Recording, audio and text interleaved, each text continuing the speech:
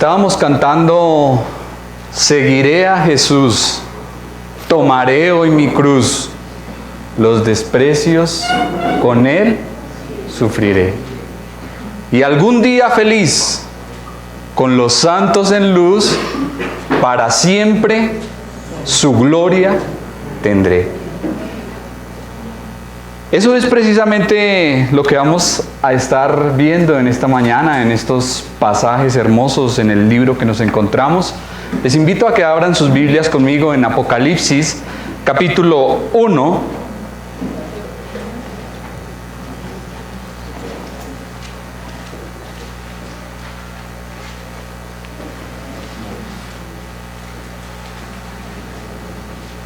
Libro de Apocalipsis, capítulo 1, del versículo 9 al 11.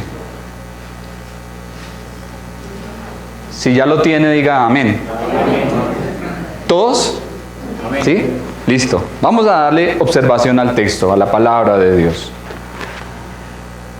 Yo, Juan, vuestro hermano y copartícipe vuestro en la tribulación, en el reino y en la paciencia de Jesucristo, estaba en la isla llamada Patmos, por causa de la palabra de Dios y el testimonio de Jesucristo. Yo estaba en el Espíritu en el día del Señor, y oí detrás de mí una gran voz como de trompeta que decía: yo soy el Alfa y la Omega, el primero y el último. Escribe en un libro lo que ves y envíalo a las 7 iglesias que están en Asia: a Éfeso, Esmirna, Pérgamo, Tiatira, Sardis, Filadelfia y Laodicea. Vamos a orar. Padre, te damos gracias, Señor, por permitirnos estar hoy aquí, Señor, honrando tu santo nombre en este día, Señor, que tú tienes, Señor, para que te glorifiquemos, para que te demos a ti, Señor, la exaltación y toda la honra. Amado Dios, permite, Señor, que en esta mañana podamos, Señor, tributarte con nuestras vidas, con nuestros labios, con todo lo que somos, Señor, podamos darte a ti la adoración que te mereces. Y que lo hagamos, Señor, no a nuestra manera, ni como creamos que está bien hacerlo, sino como tú lo has ordenado, Señor. Porque sabemos, Señor, que tú aceptas la adoración que tú has establecido. Te damos gracias, Señor, por tu palabra en esta mañana. Pedimos, Señor, que hables a nosotros a través de ella, que tu Espíritu traiga luz a nuestro entendimiento para que crezcamos en la gracia y en el conocimiento de Jesucristo, tu Hijo, nuestro Rey, nuestro Dios y Salvador. Amén. He titulado esta enseñanza: el camino a la exaltación siempre estará marcado por grados de sufrimiento. Repítaselo a la persona que tiene a su lado.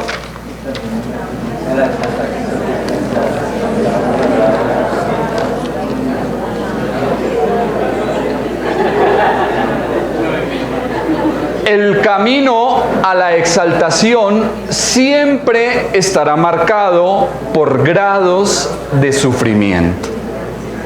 Lo primero que vemos en versículo 9 es que Juan dice: yo, Juan, vuestro hermano y copartícipe vuestro en la tribulación, en el reino y en la paciencia de Jesucristo, estaba en la isla llamada Patmos, por causa de la palabra de Dios y el testimonio de Jesucristo.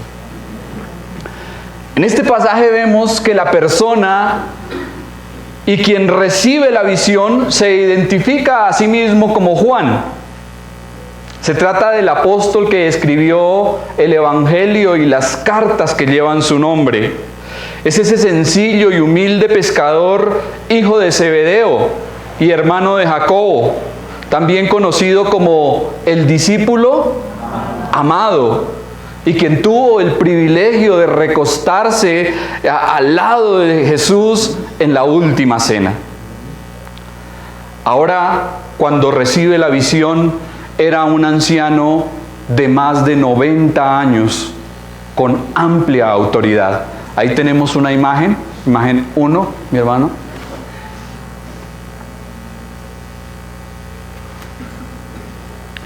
Allí estaba Juan, un anciano, pero también un hombre de mucha humildad.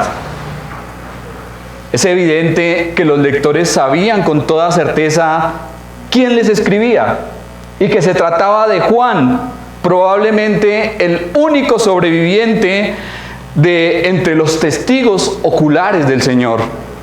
Un alma genuinamente humilde que se identifica a sí misma como vuestro hermano. Y notemos que él no antepone el título de apóstol sacando pecho. Tampoco se considera superior ni más espiritual que los demás. No se exalta por encima del resto de creyentes. Simplemente opta por llamarse hermano. Y ese es el sustantivo que expresa familiaridad e intimidad.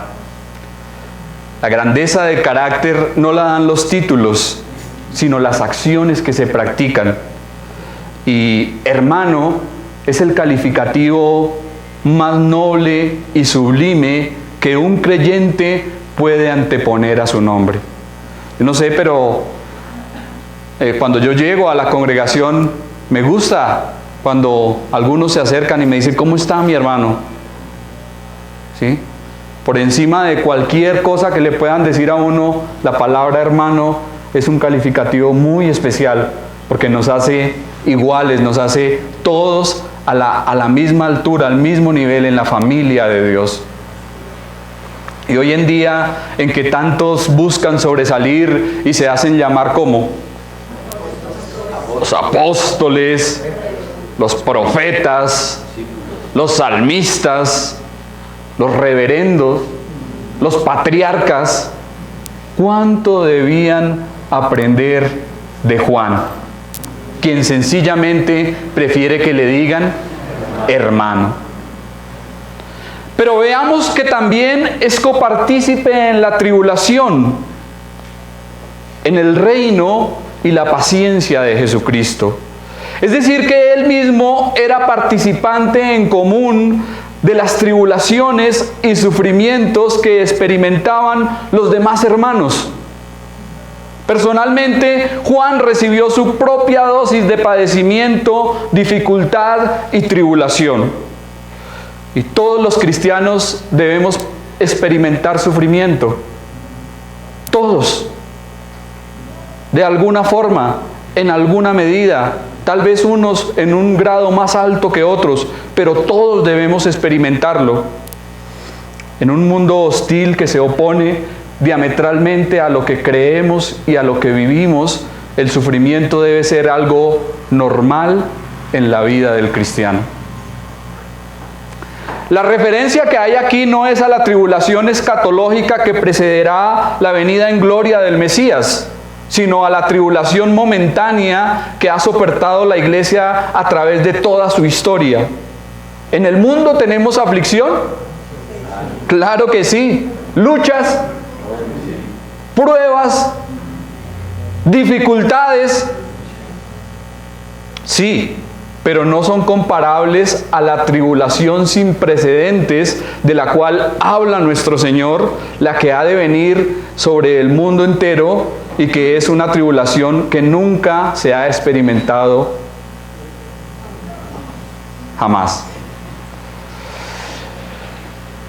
Pero hay algo más, porque el apóstol no solo es copartícipe en la tribulación, sino también habla de el reino. Él estaba consciente que durante la presente era los cristianos experimentarían pruebas y tribulaciones, producto del rechazo del evangelio de parte de los incrédulos. Pero él no se queja, pues también estaba persuadido que le aguardaba una amplia y generosa entrada en el glorioso reino de Jesucristo. Él es copartícipe con todos aquellos que forman parte de aquel reino. Es decir que, ¿con quiénes es Juan copartícipe? Con nosotros. Así es, correcto. Al comienzo tribulación, pero luego el reino. La gloria venidera hace fácil y llevaderas todas las adversidades, congojas, agonías y padecimientos presentes. Pensar en ella debe fortalecernos y animarnos. Es menester que enfrentemos muchas tribulaciones antes de entrar en el reino de Dios. Pero si tenemos la mirada puesta en el reino, si tenemos la mirada puesta en Jesucristo, podemos enfrentar todo lo que venga y salir victoriosos. El tercer aspecto en el cual Juan es copartícipe es en la paciencia de Jesucristo. Y esto es que todo creyente por el Espíritu ha sido colocado en Cristo. Por lo tanto, participa de la paciencia del Señor. Esa palabra nos habla de resistencia, de aguante bajo la prueba, de soportar un peso. Es la presión bajo acontecimientos fuertes de persecución. En la vida cristiana es necesaria la esperanza de fe que resulta en resistencia y fortaleza. La paciencia del Señor que describe el espíritu de coraje y conquista que transforma el sufrimiento en gloria. ¿Y qué dice? ¿Dónde estaba Juan? ¿Dónde se encontraba? En la isla de Patmos. Aquí Juan nos da un informe detallado de su situación cuando recibe la visión. Dice que estaba en la isla llamada Patmos. Él no estaba allí de vacaciones. Él no estaba allí sentado en la playa disfrutando de la brisa, el sol y el mar. No. Estaba sufriendo una experiencia real de tribulación. Esta no era una isla a la que alguien deseara ir por voluntad propia. Se trataba de una isla árida y rocosa, de origen volcánico, con escasa vegetación. Allí no habían arroyos, no habían árboles, ni tierra fértil. Era un lugar inhóspito, justo al sur de Éfeso y de la costa de la actual Turquía. Un lugar que medía apenas 14 kilómetros de largo por 3.5 kilómetros de ancho. Y fue un lugar que se estableció como prisión para peligrosos delincuentes. Podemos decir que Patmos era el Alcatraz del primer siglo.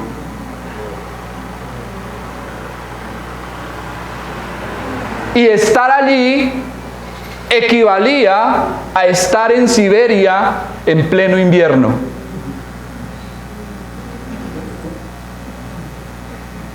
Allí estaban las galeras en las cuales los reclusos trabajaban hasta el agotamiento. Y sin las más mínimas condiciones ni comodidades, una escasa y precaria alimentación. Los presos vestían harapos y muchos de ellos tenían que vivir en húmedas y oscuras cavernas. Y algunos de ellos eran tan peligrosos que lo mejor era estar lo más lejos posible. Entonces, ¿quién era la compañía de Juan en aquella isla? El Señor. No había más compañía. ¿Le gustaría a usted estar en un lugar así?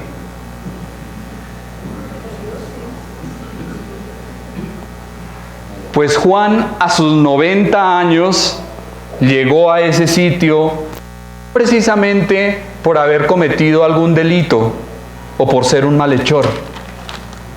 Dice el texto que fue por causa de Dios, por causa de la palabra y el testimonio de Jesucristo. Él llegó a esa isla por predicar y dar testimonio de su fe en el Salvador. Llegó como resultado de la persecución por el solo hecho de seguir y servir a Cristo. La tradición dice que el feroz emperador Domiciano tomó preso a Juan y para acabar con su vida ordenó que le arrojasen en aceite hirviendo. Sin embargo, Juan no murió en aquella ocasión y fue librado de forma milagrosa. Domiciano se asustó tanto por lo sucedido que no se atrevió a intentar matarlo nuevamente y entonces lo condenó al destierro en la terrible y desértica isla de Patmos. Rodeado de tantos peligros y en una edad tan avanzada, Juan pudo haberse quejado contra Dios. Pudo haber dicho al Señor Jesucristo: te he seguido y servido toda mi vida hasta la vejez, y ahora que estoy anciano, ¿me tratas así? Él pudo haber pensado: ya es hora de que me des algo de comodidad. Pero no oró así, porque sabía que seguir y servir a Cristo tiene su precio. El precio de la oposición, el precio de la incomprensión, el precio de la persecución. Y el anciano apóstol estaba dispuesto a pagarlo. Ser fiel y servir al Señor no garantiza que vamos a vivir en comodidad en este mundo. Hoy en muchas partes se está diciendo: no, es que si usted viene a Cristo, su vida va a ser maravillosa. Él le va a prosperar, le va a sanar, le va a cuidar, le va a bendecir, le va a dar al 1000 por uno. Todo será un jardín. No habrá dolor. Venga a Cristo hoy. Eso es lo que están enseñando en muchas partes, pero es contrario a lo que nos está diciendo aquí la Escritura. Es contrario a lo que nos muestra la palabra. Servir al Señor tampoco es garantía de prosperidad, éxito y toda ausencia de problemas. No asegura que siempre vamos a tener salud, a estar felices y cómodos. Eso no es así. La palabra de Dios y el testimonio de Jesucristo no son un seguro contra todo que garantice bienestar, holgura, placer ni descanso, como muchos falsos maestros lo quieren hacer ver. En realidad, el servicio a Dios, mis hermanos, es un camino de negaciones, luchas, dificultades e incomodidades. ¿Está usted dispuesto a caminarlo? ¿Está usted dispuesto a caminarlo? Después de toda una vida de servicio, uno esperaría ¿qué cosa? Después de una vida de servicio, irse a descansar. ¿Sí? El que trabaja 30 años en una empresa, ¿qué espera? Por lo menos salir y descansar, aunque sea un año, antes de morir. ¿Sí?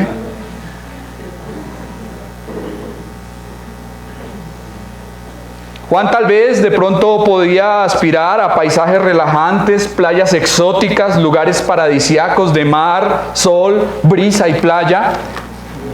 Entonces tal vez hubiese pensado en Hawái, Aruba, las Islas Canarias, las Bahamas, las Bermudas, las Maldivas, Santorini, las islas griegas. los sitios más espectaculares.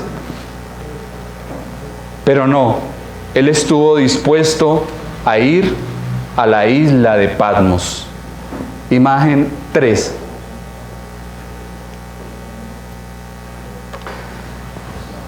Esta es la isla de Patmos en la actualidad. Y como siempre, los romanos han hecho de los lugares donde ocurrieron cosas importantes, han hecho catedrales, y bueno, aquí en la actualidad es un monasterio en la isla de Patmos. Eso es lo que es la isla de Patmos en la actualidad, imagínense. Pues si en los días de Juan hubiese sido de esa forma, pues uno diría, no, pues vámonos para Patmos, ¿no? ¡Qué alegría! Pero no fue así, no fue así. Al discípulo amado le tocó llegar a aquel lugar por causa de la palabra de Dios y el testimonio de Jesucristo.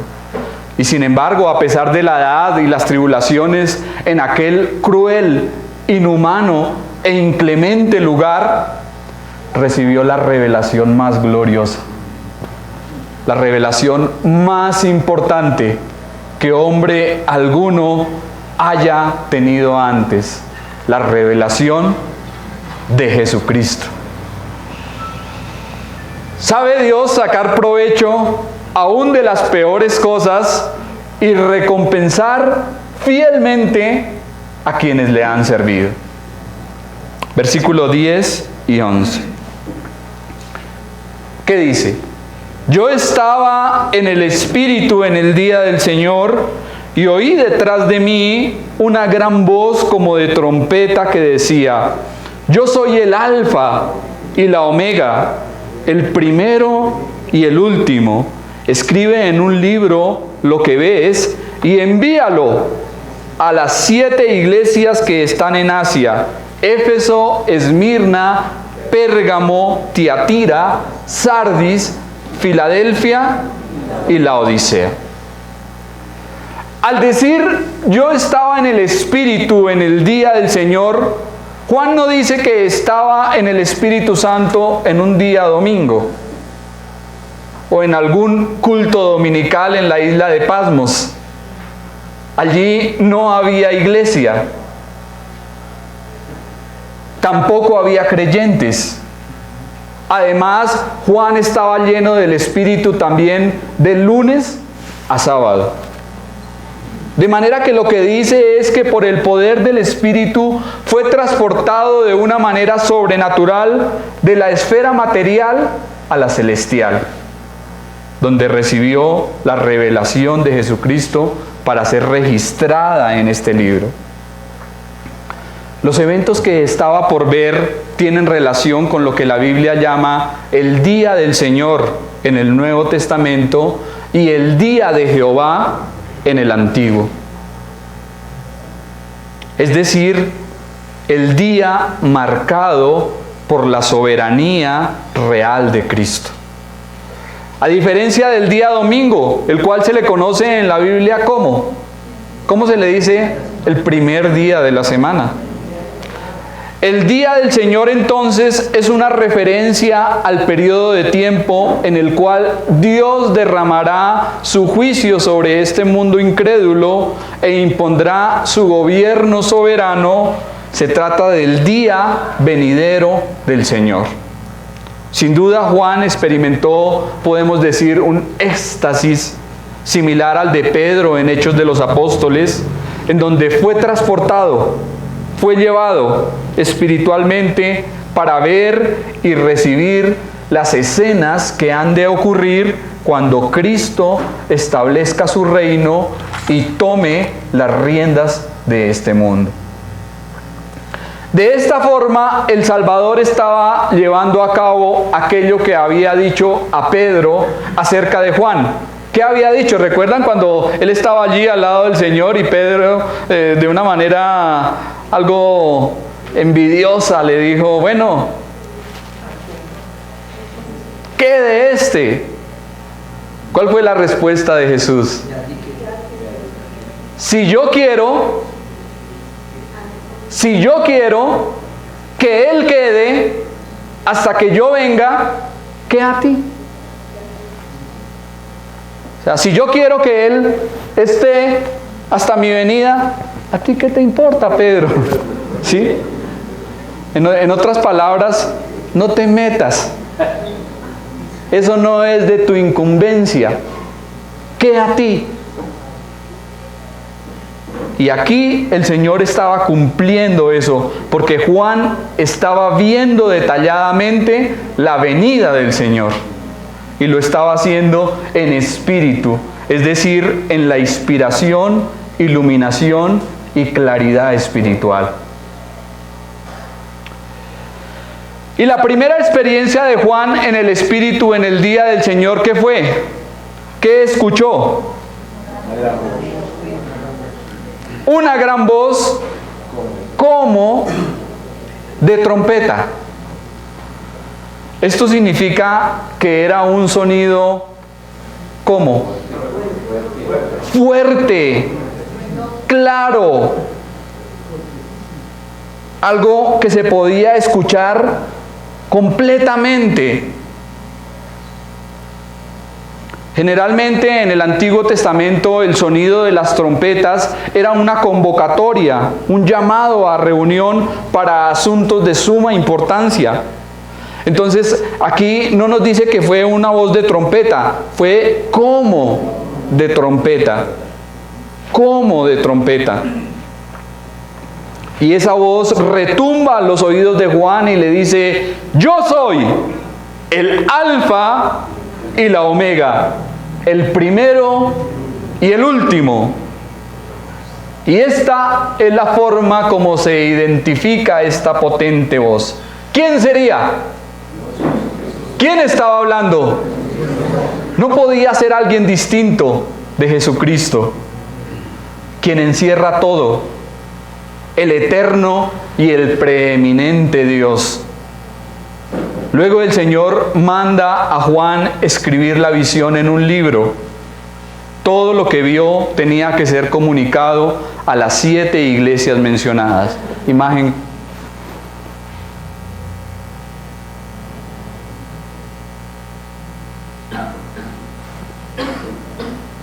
Ahí están. La tarea era aprenderlas. ¿Quién las aprendió? Hermana Mónica. A ver, vamos a quitar la imagen.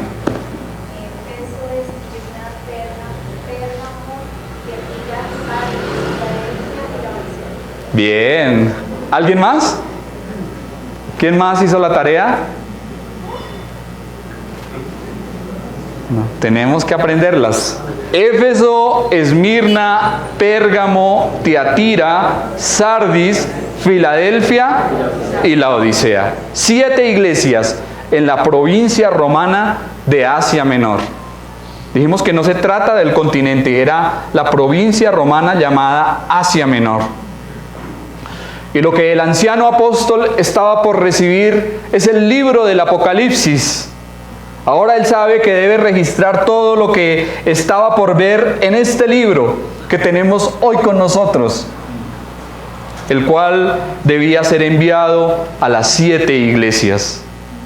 Y mientras Juan se apresura a voltear para ver con sus ojos a ese glorioso ser que le está hablando, nosotros nos quedamos pensando en lo afortunado que fue al recibir de esta forma la gloria celestial. Por eso he titulado esta enseñanza: el camino a la exaltación siempre estará marcado por grados de sufrimiento.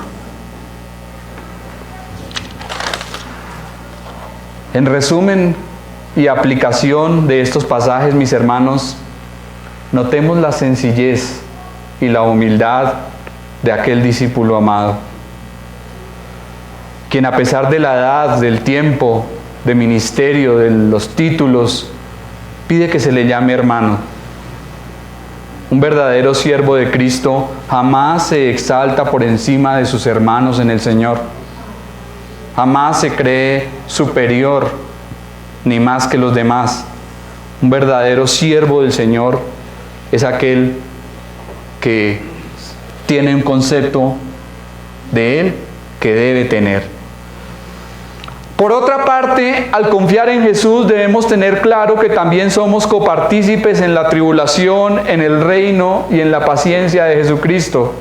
Porque al igual que nuestros hermanos, debemos sufrir nuestras propias tribulaciones, debemos de afrontar nuestras propias luchas, nuestros propios padecimientos, nuestras propias dificultades.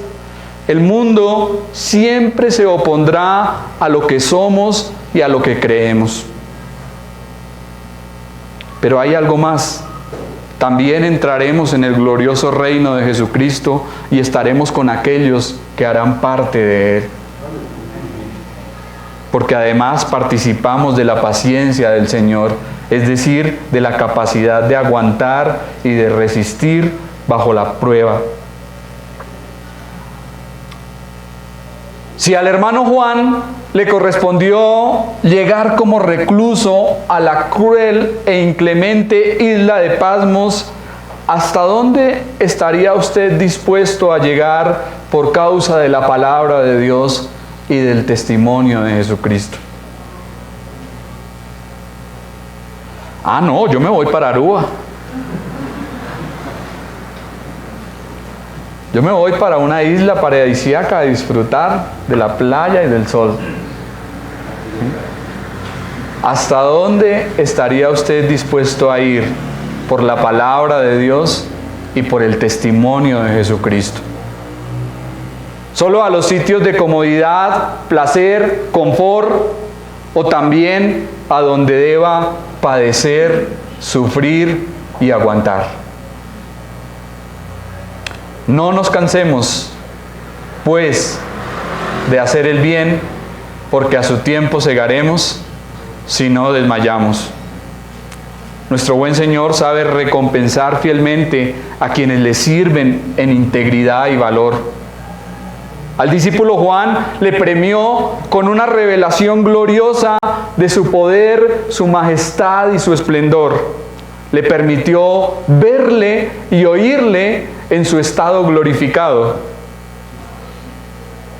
Algo que aquel íntimo seguidor no había podido contemplar mientras el Señor estuvo aquí en la tierra, en su ministerio. Hoy muchos tienen una sola faceta de Cristo. Y aunque hablen de resurrección, es solo asunto de religión. Hoy en día muchos están tocando el punto de la resurrección y están hablando de que Cristo resucitó, pero solamente lo están haciendo desde el punto de vista religioso. Porque si no viven conforme a su mensaje, ni permiten que Cristo señoree sus vidas, no sirve de nada.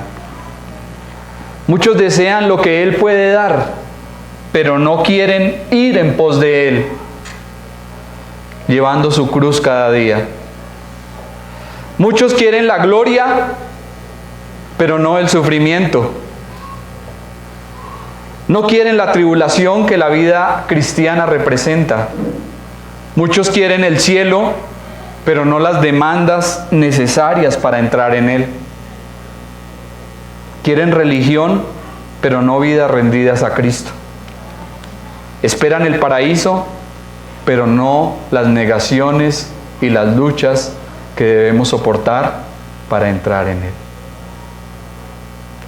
Entonces, mis hermanos, dele gracias a Dios si usted atraviesa por algún momento difícil. Afírmese en la fe cuando sufra, cuando se enferme, cuando esté atravesando dificultades, cuando tenga oposición por la palabra del Señor y por el testimonio de Cristo. Considérese bienaventurado si por causa del Señor es afrentado, atribulado, perseguido. Esa es la vida cristiana. Esa es la verdadera vida en la fe en el Señor. No es éxito, no es comodidad, no son lujos, no son cosas de esta vida. grandes posesiones, grandes riquezas, títulos, éxito. No, no es nada de eso. Es una vida entregada y rendida a Cristo. Amén.